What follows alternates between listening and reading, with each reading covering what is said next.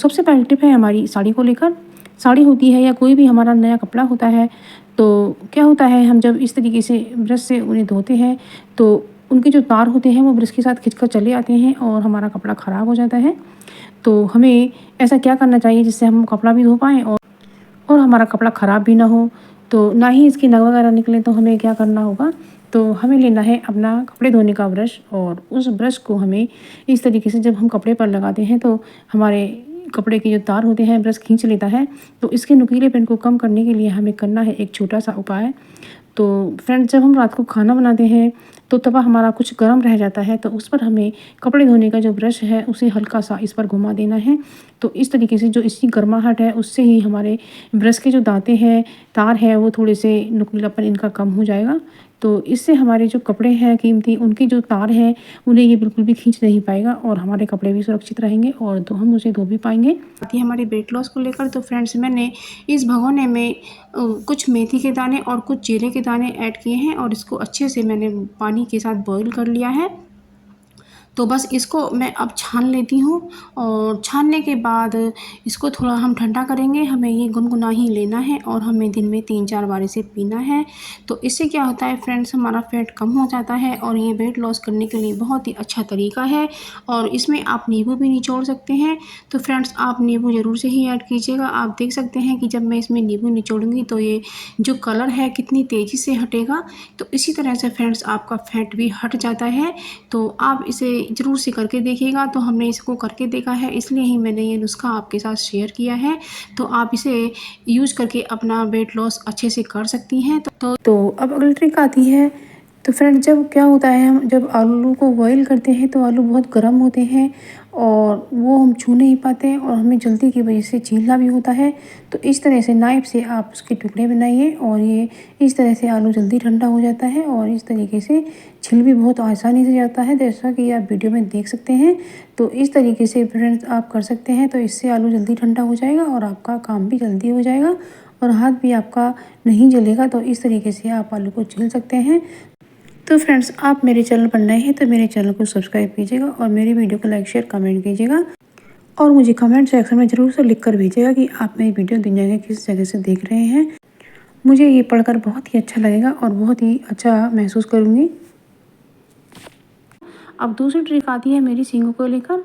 जब सिंक में पानी रुक कर चलता है तो उस समय हमें क्या करना चाहिए, सीख लेनी चाहिए झाड़ू की और इसके जो होल हैं उन होलों के अंदर सीख डालकर हमें चलानी चाहिए और पानी हमें चला देना चाहिए। तो उस समय जो भी छोटी छोटी गंदगी इसके पाइप में फंस जाती है तो वो निकल जाती है और पानी अच्छे से निकलने लगता है। तो आप देख सकते हैं कि जो पानी है वो रुक रुक कर चल रहा है और सिंक थोड़ा थोड़ा भरता जा रहा है।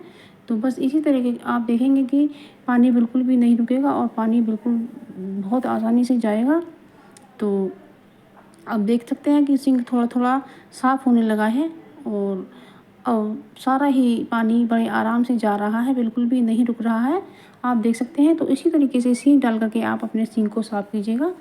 तो इसमें हमें कोई भी पाउच वगैरह डालने की आवश्यकता नहीं पड़ेगी। तो ये ट्रिक भी आपको ज़रूर से पसंद आई होगी। अब अगली ट्रिक आती है, ये जो इसका मुंह होता है तो इसका भी हम बहुत अच्छा सा एक ऑर्गेनाइज़र बनाकर तैयार करते हैं।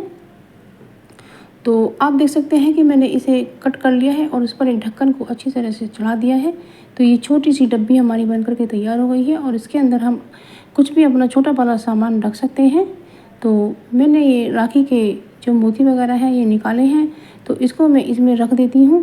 तो ये क्राफ्ट वगैरह बनाने में बहुत काम आते हैं, तो इसलिए मैंने इसको इसमें रख दिया है, जैसा कि आप वीडियो में देख सकते हैं।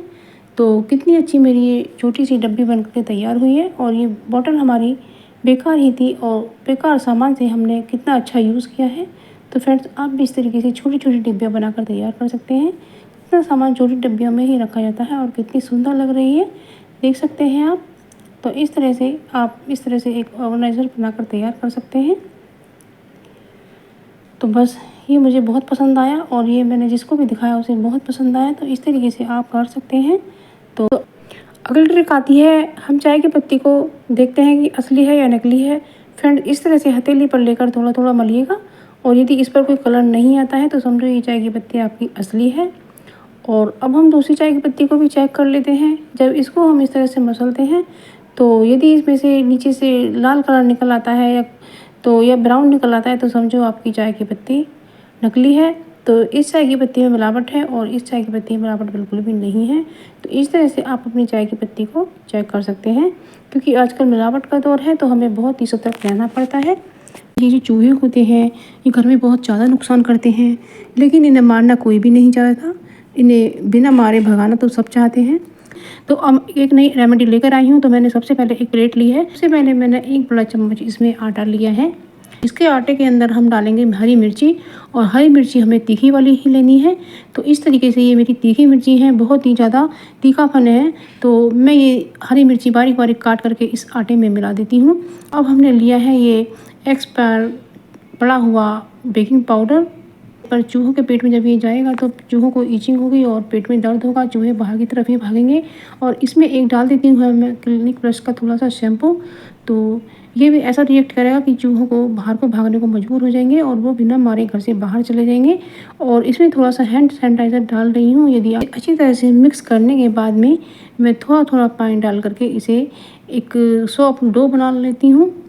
तो फ्रेंड्स, मैंने तो घर में थोड़ा एरिया है, मैंने इसलिए 6 गोली ही बनाई हैं। गोलियों को वहाँ डालूंगी जहाँ चूहे आते हैं। इसे चूहे खाएंगे तो वो खाकर बाहर की तरफ ही भागेंगे। तो सबसे पहली ट्रिक है मेरी ये खाली बोतल को लेकर, तो मैं इसको एक ऑर्गेनाइज़र बना रही हूँ।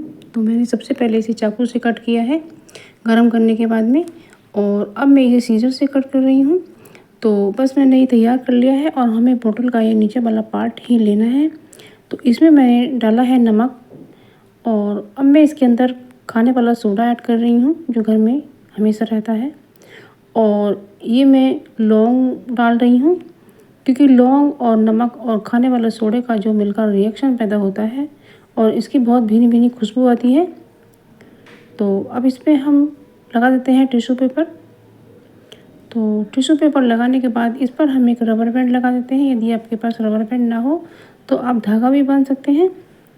तो मैंने इस पर एक रबर बैंड लगा दिया है, और बस इसमें हम एक पेंसिल की सहायता से इसमें होल बना देते हैं। यदि आपके पास सलाई हो तो आप सलाई से भी बना सकते हैं।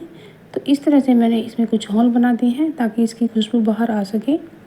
तो बस इसे हमें कुछ ऐसे स्थान पर रख देना है जहाँ पर बैड स्मेल आती हो, या आपके बच्चे जहाँ बैठकर पढ़ाई करते हो या सोते हो, क्योंकि इसकी जो खुशबू बनती है वो मक्खी और मच्छर को बिल्कुल भी पसंद नहीं होती है और वो बाहर भाग जाते हैं। तो इससे बच्चों को बहुत आराम मिलता है और उसकी बैड स्मेल भी चली जाती है।